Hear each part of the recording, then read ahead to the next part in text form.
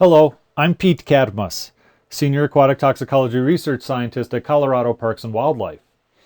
Today I'll be talking about advantages of naturally colonized benthic communities and field-collected species.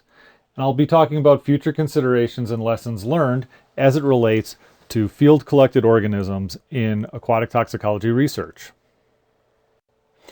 In the next few minutes, I hope to give you a rapid diatribe of efforts I and my colleagues have made in the past to incorporate field-collected organisms.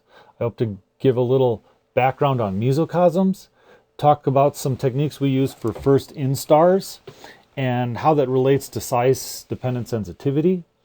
And lastly, I want to end talking about some Paratanitarsus experiments we've been doing and how we overcame some density effects.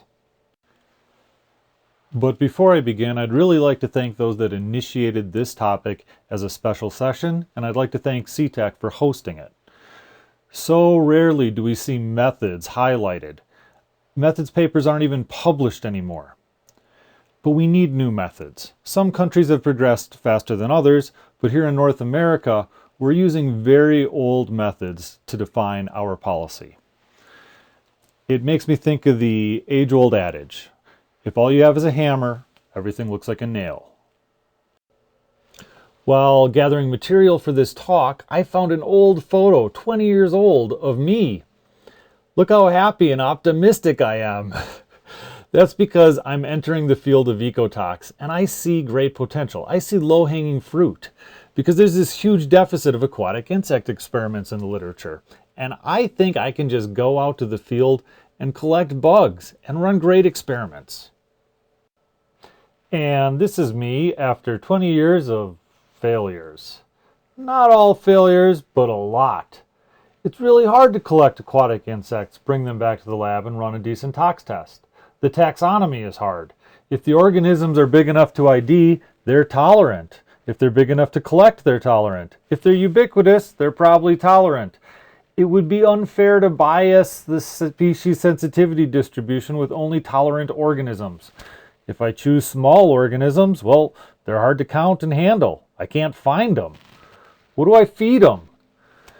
Even things as simple as what mesh size do I use was hard. Big mesh, I lose them down the drain. Fine mesh, everything clogs and I lose them over the top of the vessel.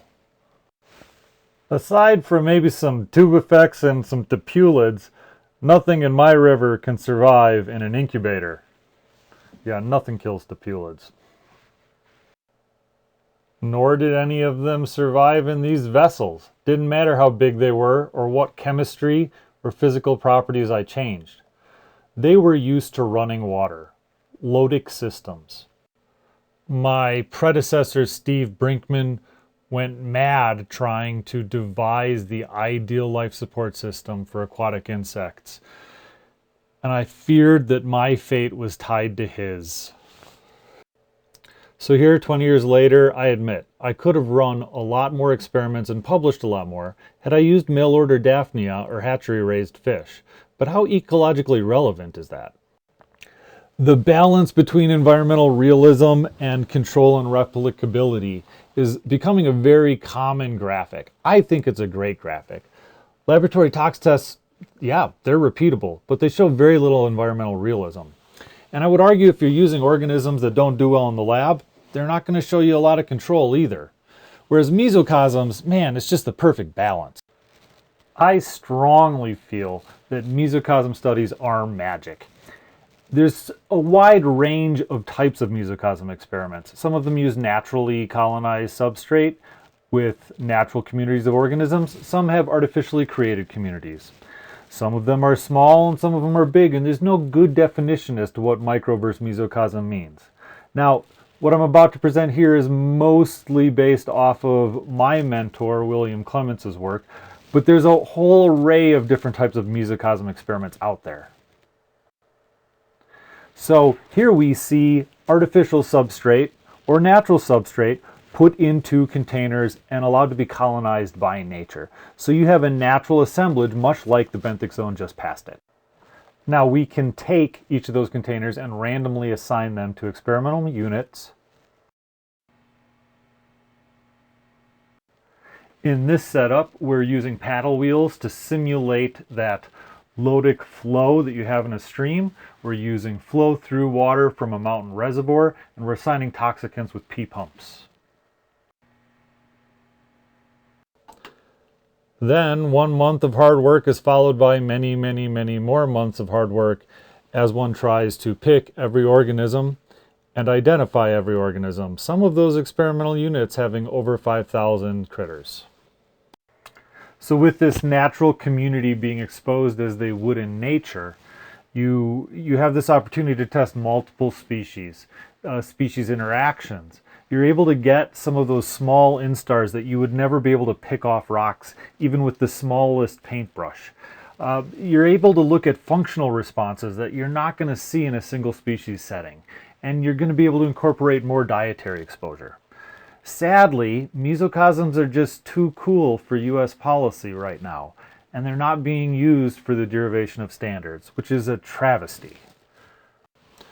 Biomonitoring and mesocosm experiments from my past often pointed to the trend that smaller organisms were more sensitive, and that inspired me to create a series of lab toxicity tests to test that hypothesis. Okay, now you're gonna have to look closely, but you might see a little white patch next to that finger. That white patch is a bunch of eggs that are someday going to be little baby Beatises. Beatis is a common mayfly across all of North America, and in small size, it's pretty sensitive. They like to oviposit eggs on lenticular-shaped rocks. So if you find one of those patches, you can scrape it off with a razor blade and incubate it until it hatches. But baby Beatises are microscopic, and they're really squirmy. They try and get out of whatever container you put them in, and they're really hard to count. So what we devised was this borosilicate tube with a beveled end and stainless steel mesh at the end. You can then take that beveled borosilicate tube, put a cork in it, and it holds the water inside. So you're able to run it under a dissecting scope and count the microorganisms. This doesn't just work with mayflies. You can use it for all sorts of microscopic organisms. We then simulate a hyporeic flow in that beveled borosilicate tube by attaching it to what we call the baby Beatis teeter-totter, which is simply a motorized teeter-totter that dunks the exposure chamber tube into a test tube that's receiving fresh oxygenated water from the toxicant diluter. Now I apologize for the USA bias, but here we have 4 baby Beatises of different age classes on a penny. So you can see Abe Lincoln's nose right there, and just above it to the left is A. That is a first instar Beatis. As you move over to D, that's what you typically would see mid-instar size class.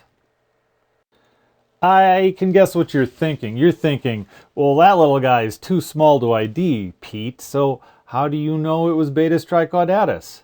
Well, we sent it off for genetic barcoding analysis. Right now, aquatic insect barcoding libraries are expanding to the point where you can often do experiments with things that you don't even know what they are and send it off for confirmation after the experiment. Now, in this experiment, we had run Beatis tricaudatus using field-collected organisms that we collected with little paintbrushes off of rocks about 5 or 6 years prior. And the LC50 difference was surprising. Zinc concentration here at the bottom is in a log scale, and what you'll see is this blue first instars are well below the red late instars, to the point where the LC50 for the first instars is 6% of the late instars. Some of you might recognize this graphic from your freshman ecology class. It's the survivorship curves that we typically see in different types of organisms.